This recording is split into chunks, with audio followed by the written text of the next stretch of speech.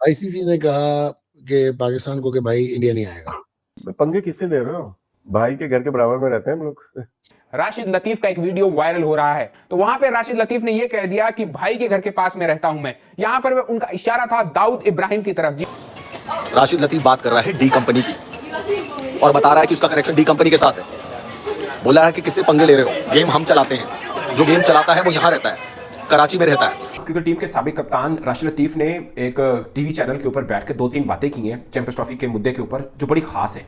और फिर उन्होंने एक बात की कि ये it's not PCB versus BCC है, it's PCB versus rest of the world cricket. क्योंकि भारत की मंतक मुझे समझ में नहीं आई कि हमारे लिए हर चीज उल्टी, उनके लिए हर चीज सीधी। ये तो कोई वो कहते हैं ना कि हमारा डॉगी जो है वो फला चीज और उनका डॉगी टॉमी वाली बात हो गई। यार ये कैसे हो सकता है? भारत तो बिल्कुल उनकी मंतक। पाकिस्तान के फॉर्मर कैप्टन राशिद लतीफ, राशिद भाई ने इंडिया का जो ओवरऑल स्टांस है ना चैंपियंस ट्रॉफी के ऊपर, उसको कहा है कि ये अनएक्सेप्टेबल है। और राशिद भाई ने अगर ये कहा है ना कि यार ये मसला स्पोर्ट्स रिलेटेड है ही नहीं, ये मसला क्रिकेट रिलेटेड है ही नहीं, ये प्योर पॉलिटिकल इशू है, ये बात भी बिल्कुल ठीक है। मैं नकवी साहब हूँ, मैं डेडलॉक नहीं खत्म करता, ठीक है। आप मैं हाइब्रिड मॉडल पे खेल जाता, क्या खेल? अपना रेवेन्यू नहीं छोड़ता मैं। बनिए को तंग कहाँ पे करोगे? पैसे से करोगे, तो बनिए के पैसे निकालो ना आपकी जेब से।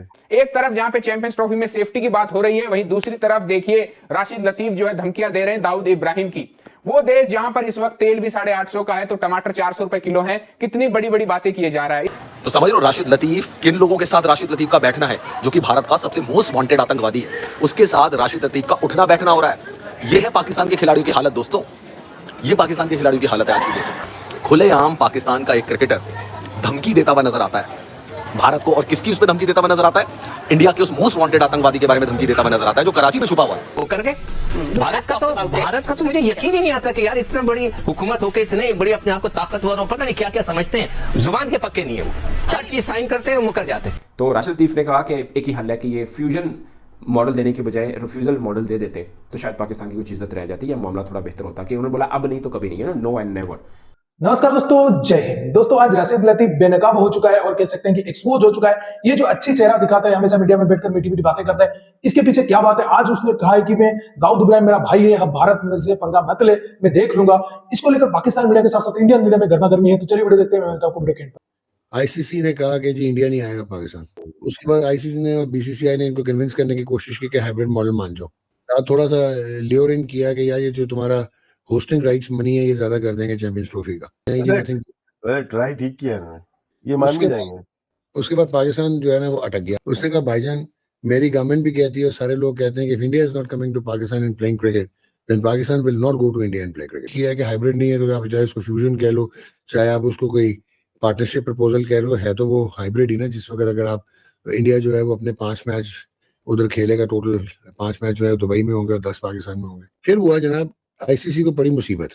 वो इस तरह पड़ी कि पीसीबी ने कहा कि हमारा जो एनुअल शेयर है ना उसकी परसेंटेज को बढ़ाओ। ये जो आप लोग हरकतें करते हैं, जो आप निकाल नकुल के हाशिए उशिए लगा के, मुझे समझ आ गई है। तो उन्होंने कहा कि भाईजान इसको बढ़ाओ। बाकी बोर्ड ने कहा क्यों मामे, क्यों बढ़ाओ भाई, हमें क्या प्रॉब्लम है, we want to go and play in Pakistan. हम अपना शेयर क्यों कटौती कराएं? कराना फिर इंडिया कटौती कराए तो इंडिया इज अ प्रॉब्लम ना। तो फिर इंडिया अपने शेयर से कटौती करा के पाकिस्तान का ज्यादा कर दे। उसके बाद सीन ये होता है कि थ्रेटन किया पीसीबी को कि अगर तुम हाइब्रिड मॉडल नहीं मानोगे तो हम फिर पूरा टूर्नामेंट तुमसे ले जाएंगे। उन्होंने कहा जो मर्जी कर लो, we are not going to India and playing. तो अब इंडिया को एक प्रॉब्लम ये आ रहा है, हालांकि वो को होस्ट करेगा 26 का T20 वर्ल्ड कप 2026 का वो श्रीलंका, लेकिन ये बहुत सारे वो नहीं मान रहा, इंडिया नहीं मान रहा, there is a deadlock now कि पाकिस्तान इंडिया आके खेले। तो चला जाए ना, क्यों मना कर रहे हैं हम लोग? तो फिर यार इतना ड्रामा क्या करना था, फिर से रूट मारना था। 2016 के बाद आईसीसी चेयरमैन में कन्वर्ट हो गया, चेयर हो गई, और आईसीसी की चेयर में चौथे बने जेशा, और इन 4 में से 3 इंडियन है। ठीक है, 3 इंडियन है इन 4 में से। एक ये ग्रेग बाकले था, बाकी तो ये शशांक मनोहर थे, और ये लोग वो थे श्रीवनासन थे। वाला ना, सीमेंट वाला ना, जिसने जो मैच फिक्सिंग में पकड़ा गया था। आगे चले, टीम बैन हो गई थी। आगे चले, आवाज नहीं आती मुझे कहीं। मुझे याद है, मैंने एक ना, मैं आपको शो करता हूँ, मैं रॉयटर्स या एएफपी पे मैंने किया एक सॉलिड इंटरव्यू दिया। उसमें मैं बताया श्रीनिवासन ना ये गेम बजाता है। फिर उन्होंने काउंटर का सवाल तो करते ना, उसने कहा ये लतीफ पागल आदमी है। 6 महीने में अंदर पकड़ा गया, टीम बैन हो गई। पंगे किससे दे रहे हो?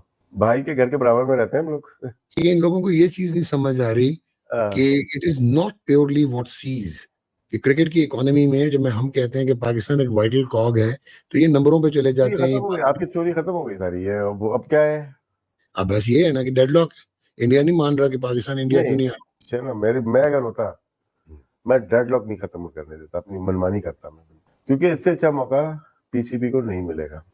क्या मतलब, क्या मौका है यार, बताएं। चले जाएगा टूर्नामेंट, फिर क्या करोगे? हाँ, जाने दो, क्रिकेट ठीक ही है, थोड़ी है यार, क्रिकेट ही नहीं है नहीं ना। खेल तो रहे होगे ना इंडिया के साथ। मैं नकवी साहब हूँ, मैं हाँ। डेडलॉक नहीं खत्म करता, ठीक है। आप, मैं हाइब्रिड मॉडल पे खेल जाता, क्या लेकिन खेलते? अपना रेवेन्यू नहीं छोड़ता मैं।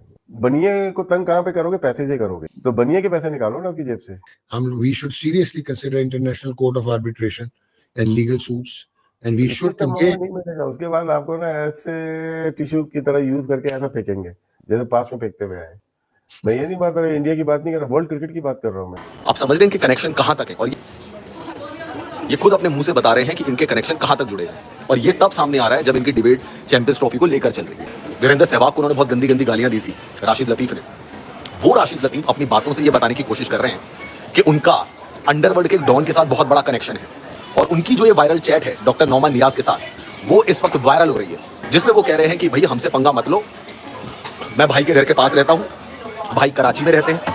फिर नौमान नियाज उनसे कहते हैं कि भाई ये सिगार और स्कॉच वाले जो बंदे हैं वो हमें भी मिलाओ उनसे, तो कहते हैं यही कराची में ही तो रहते हैं ये। आप समझ लो किसकी बात कर रहे हैं, किसकी बात कर रहा है राशिद लतीफ। अब आप सोचो, जावेद मियांदाद जिसका समधी खुद डी कंपनी का मालिक है, जिसका समधी, और राशिद लतीफ कह रहा है कि मेरे घर के बगल में रहता है, और पाकिस्तान कहता है कि हमारे यहाँ कोई अपराधी नहीं है। पाकिस्तान के खिलाड़ियों का आप देख रहे हैं, पूर्व खिलाड़ियों का हिसाब किताब। फिर ये लोग कहते हैं कि हमें आतंकिस्तान क्यों कहते हो, हमें टेररिस्तान क्यों कहते हो। फिर ये लोग ये चीजें करते हैं। कितनी बार डॉजियर दिया जा चुका है।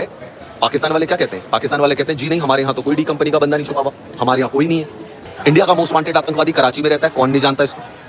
पाकिस्तान इन चीजों से मुकरता है, लेकिन पाकिस्तान के क्रिकेटर उनकी पोल खोल देते हैं और खुलेआम बोलते हैं कि भाई हमारा रिश्ता है और सारा क्रिकेट तो हम चलाते हैं और हमसे पंगा मत लेना भाई। भाई जो है वो सारा गेम चलाता है, ये तो छोटी मोटी चीजें हैं, भाई पूरा गेम चलाता है। राशिद लतीफ अपने लाइव में उस समय बोलता है कि अभी इमरान ताहिर आने वाला है, इमरान ताहिर तुमको बताएगा, काफिरों को इमरान ताहिर को भी मतलब ये सारी चीजें बताएगा। ऐसा उसने कुछ प्रिटेंड किया था, ऐसा कुछ उसने बोला था। इमरान ताहिर को आगे रख के उसने सारी चीजें बोली। और ये मानसिकता सिर्फ राशिद लतीफ की नहीं है, मानसिकता पाकिस्तान के ज्यादातर क्रिकेटर्स की है। एक जावेद मियांदाद है जो बोलता है भारत के ऊपर परमाणु बम गिरा दो, फिर वही जावेद मियांदाद तलवार निकाल के बोलता है कि भैया वक्त आएगा तो मैं भी मारने काटने के लिए तैयार हूँ। ये क्रिकेटर की भाषा है। तेरे हाथ में बैट होना चाहिए, तुम्हारे हाथ में तलवार नहीं होनी चाहिए। एक शोएब अख्तर है जो बोलता है गजवाए हिंद बना देंगे, एक जाका अशरफ जो बोलता है कि दुश्मन देश में हम अपनी टीम भेज रहे हैं। राशिद लतीफ बोल रहा है कि भाई अंडरवर्ल्ड डॉन तो हमारे यहाँ बैठा हुआ है। और नौमान नियाज कह रहा है कि मिलाओ मुझे उससे, तो कहता है ठीक है मिलाते हैं। सिगार स्कॉच की बात चल रही है, बोलता है कि हमसे पंगा मत लेना, सारा गेम तो हम चलाते हैं, सब कुछ हम मैनिपुलेट कर लेते हैं। तो क्या इंडियन क्रिकेट टीम को भेजना वहाँ पे सही है? क्रिकेट टीम के साबिक कप्तान राशिद लतीफ ने एक टीवी चैनल के ऊपर बैठकर 2-3 बातें की हैं चैंपियंस ट्रॉफी के मुद्दे के ऊपर जो बड़ी खास है। उन्होंने बोला कि ये जब ये बोर्ड मीटिंग नहीं हुई थी उससे पहले पाकिस्तान की पोजीशन बहुत मजबूत थी, मगर अब बहुत कमजोर हो चुकी है। और फिर उन्होंने एक बात की कि ये it's not PCB versus BCC है, it's PCB versus rest of the world cricket. Rashid Latif को ये डर है कि कहीं इसका रिएक्शन लेते हुए अफगानिस्तान बोर्ड भी इस हद तक ना आए, वो कहे कि ठीक है चैंपियंस ट्रॉफी में पाकिस्तान पहले गिरा हुआ है तो मजीद झटका दें इनको। वो कहते हैं हम भी नहीं आते आपके देश में, क्योंकि भारत तो पहले ही रेडी है। और भारत के पलड़े में बैठने का मतलब है कि अफगानिस्तान का वजन भी बढ़ जाएगा, क्योंकि हम पाकिस्तान के अंदर कह रहे थे कि हमारी प्रेफरेंस पाकिस्तान को ऊपर रखने। जैसे दुबई पहुंचे हमने बोला कि क्रिकेट को बचाने, उन्होंने बोला कि दोनों चीज़ों में मुतजाद है और ये मानना पड़ेगा कि हम कमज़ोर हुए। हमें मतलब इनडायरेक्टली वो कहना चाह रहे थे कि हम अपनी पोजीशन से हैं। फिर उन्होंने बोला कि हमारे जो डिप्लोमेट्स मुख्तलिफ देश में हैं वो सही तरह अपना काम नहीं करते, कि हमें अपने दूसरे बोर्ड्स के साथ ताल्लुकात भी बेहतर करने। मिसाल के तौर पर पाकिस्तान की जो मांग है, बहुत कम लोगों को मालूम है कि शायद हम अपना रेवेन्यू भी बढ़ाना चाह रहे हैं, जो हमें बिलो 6 मिलता है, 5.38 मिलियन डॉलर एक्चुअली में जितना भी है, तो वो पाकिस्तान को मिलता है। भारत को 280 मिलियन डॉलर मिलता है। तो राशिद लतीफ ने बोला कि पाकिस्तान ने जो मांग की कि हमें बढ़ाया जाए, उस पर बाकी बोर्ड ने भी इख्तिलाफ किया पाकिस्तान से। जाहिर है उनका हिस्सा कट होगा, तो वो क्यों चाहेंगे हमारा हिस्सा कट हो? अगर ये पाकिस्तान को बढ़ावा मिलना है रेवेन्यू में से, तो जाहिर है कट होगा तो फिर बीसीसीआई से कट होगा जो 280 मिलियन डॉलर ले रहा है, तो उसमें से कट होकर पाकिस्तान क्रिकेट बोर्ड को मिल सकता है।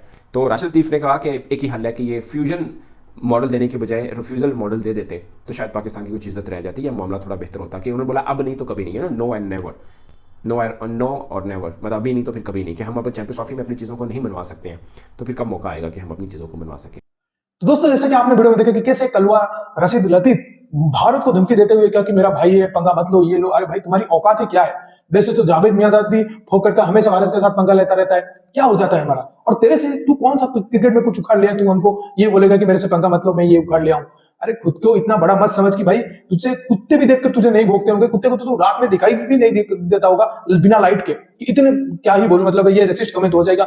लेकिन ये जो हमारे देश के प्रति इनकी नफरत है, इनको कुछ भी कहो तो भी फर्क नहीं पड़ता, इनकी जितने भी गाली दो इनको फर्क नहीं पड़ता, क्योंकि ये हमेशा अपने दोगला चेहरा दिखाते रहते हैं। ये जैसा शोएब अख्तर, जावेद मियांदाद, हमेशा इनकी दोगली चेहरा नजर आती है, भारत के खिलाफ ऐसे बातें करते रहते हैं। इनके अंदर से इतनी नफरत है लेकिन दिखाते कुछ और है, और मीठी मीठी बातें कर देते हैं बाकी मीडिया में। और हमारे कुछ लोग हैं जो इनके भक्त हैं, बहक जाते हैं कि भाई शोएब भाई आपने ये क्या बोल दिया, राशिद लतीफ भाई आपने क्या बोल दिया, भाई भाई बोलकर पुकारते हैं। अब आज अपने भाई का अच्छा चेहरा देख लो। तो दोस्तों इस वीडियो में इतना ही। अगर वीडियो अच्छा लगे तो जरूर लाइक कर दीजिए, चैनल को सब्सक्राइब करके और बटन जरूर दबा दीजिए ताकि मेरा लेटेस्ट वीडियो नोटिफिकेशन आप मिस ना कर सके। मैं रुकता हूं जल्दी मिलूंगा नई वीडियो के साथ, तब तक के लिए जय हिंद, वंदे मातरम।